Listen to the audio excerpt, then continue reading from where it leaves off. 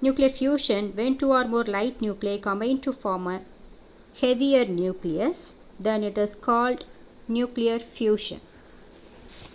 So nuclear fusion means the word nuclear stands for the process which involves nucleus, and fusion is two or more entities coming together or merging together to form one single entity. So nuclear fusion is nothing but combination of nuclei, and nuclear fusion can be defined as it's a nuclear reaction in which lighter nuclei are combined together to form heavier product nuclei with the release of enormous amount of energy. So we know well nuclear fission is the breaking up of heavier nuclei into two or more lighter nuclei, but nuclear fusion is the combination of lighter nuclei to form a heavier nucleus. The mass of the resultant nucleus is less than the sum of the masses of original light nuclei. Here the law of conservation of energy is satisfied. Like nuclear fission, nuclear fusion cannot occur in room temperature because when two light nuclei come closer to combine, it is strongly repelled by the Coulomb repulsive force. We know well, like charges repel each other, isn't it? So to overcome this repulsion, two light nuclei must have enough kinetic energy to move close to each other such that the nuclear force becomes effective. This can be achieved if the temperature is very much greater than the value of 10 to the power 7 Kelvin. Here it is denoted as 100 million Kelvin.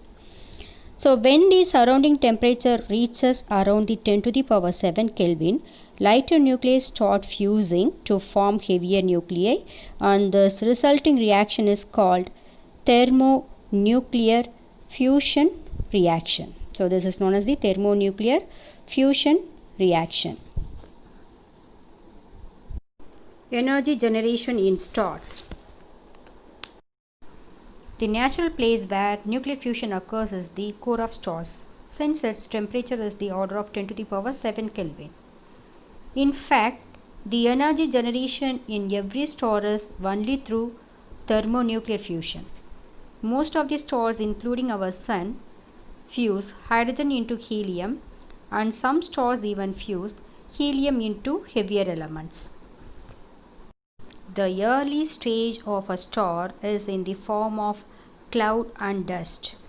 Due to their own gravitational pull, these clouds fall inward. As a result, gravitational potential energy is converted into kinetic energy and finally into heat. When the temperature is high enough to initiate the thermonuclear fusion, they start to release enormous energy which tends to stabilize the star and prevents it from further collapse. So, naturally, in the stars, the energy generation is only through the thermonuclear fusion. So let's start by the Sun's interior temperature is around 1.5 into 10 to the power 7 Kelvin. In every second, the Sun is converting 6 into 10 to the power 11 kg hydrogen into helium.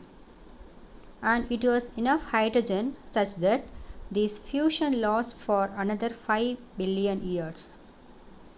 When the hydrogen is burnt out, which means after 5 billion years, the Sun will enter into a new phase called red giant, where helium will fuse to become carbon. During this stage, the Sun will expand greatly in size and all its planets will be engulfed in it. In this stage, the nearby planets can be swallowed by the Sun.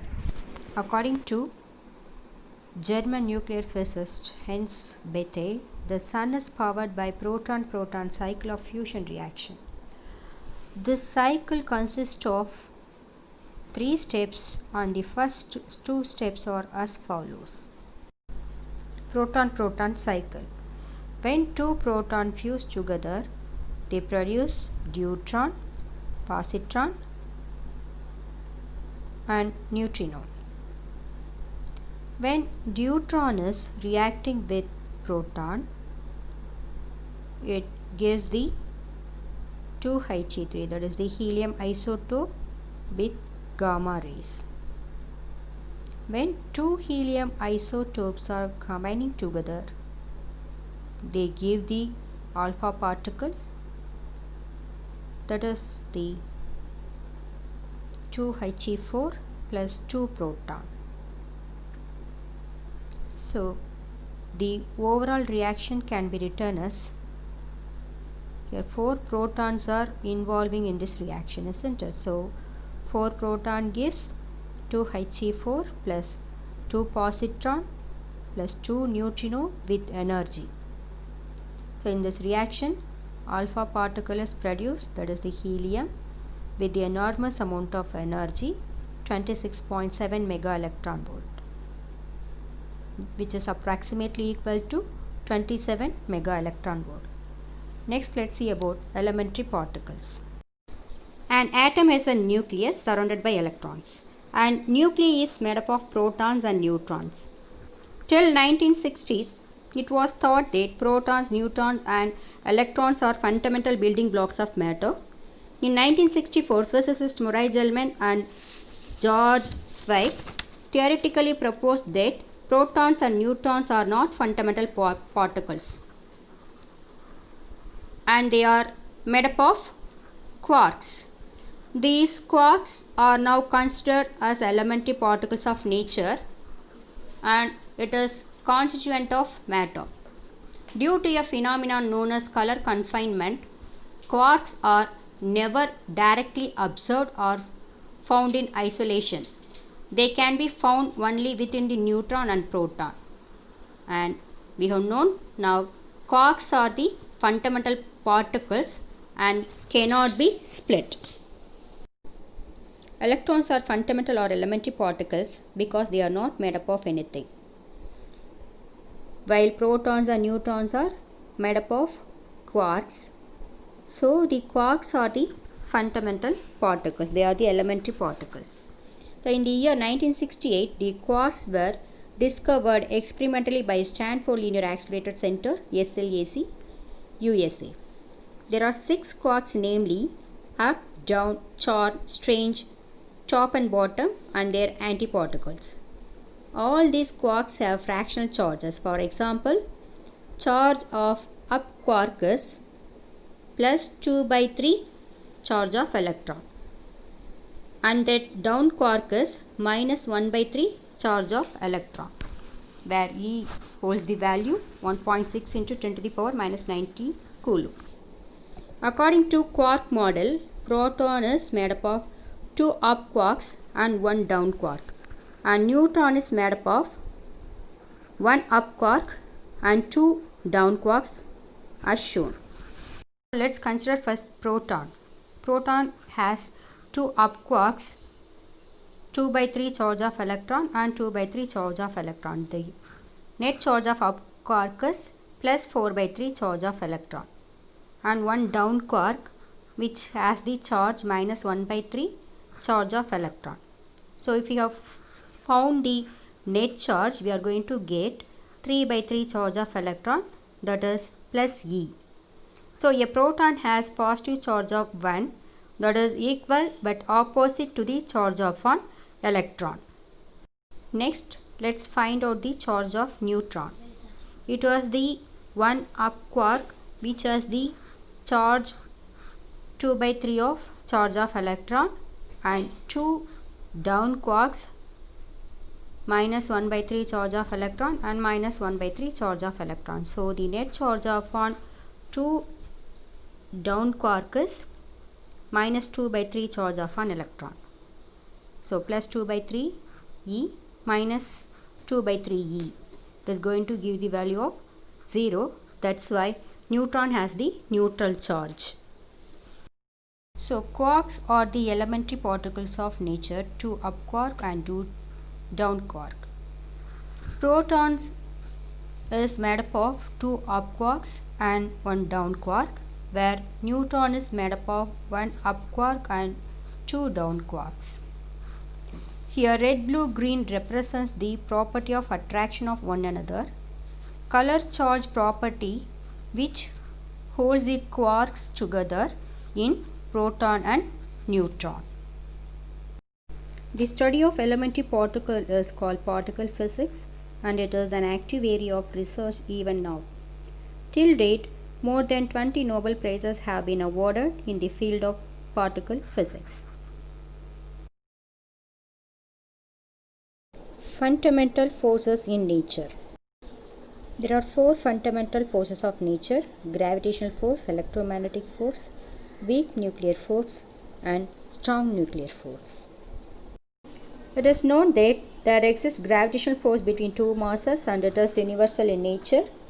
Our planets are bound to the sun through gravitational force of the sun.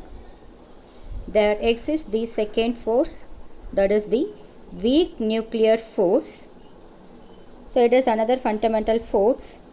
This weak force is even shorter in range than nuclear force. This force plays an important role in beta decay and energy production of stars. During the fusion of the hydrogen into helium in sun, neutrinos and enormous radiations are produced through weak force. Next is electromagnetic force.